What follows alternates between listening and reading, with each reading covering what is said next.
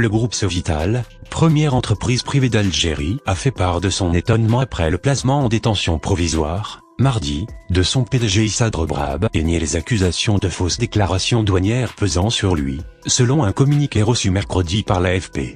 Issa Rebrab, 74 ans, a fondé en 1998 le conglomérat Sovital, qui revendique 18 000 salariés sur 3 continents, dans l'agroalimentaire, le BTP, la sidérurgie, la distribution, l'électronique et l'électroménager notamment. Le magazine Forbes estime sa fortune à 3,8 milliards de dollars, la première d'Algérie et la 6e d'Afrique.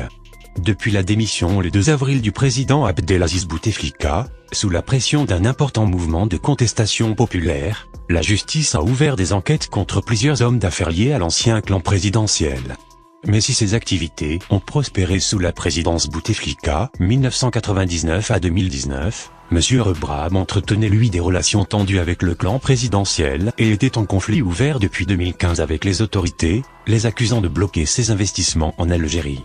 Nous exprimons notre étonnement face à cette mesure inattendue, indique dans ce communiqué le groupe, qui souligne que les accusations visant M. Rebrab ne concernent ni une affaire de corruption ni de détournement ni de dilapidation des deniers publics.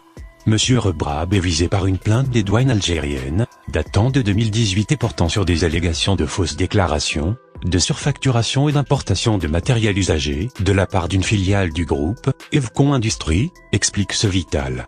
Cette plainte a été déposée sur la base d'une seule et unique expertise, effectuée à la demande de la direction des douanes, poursuit Sovital.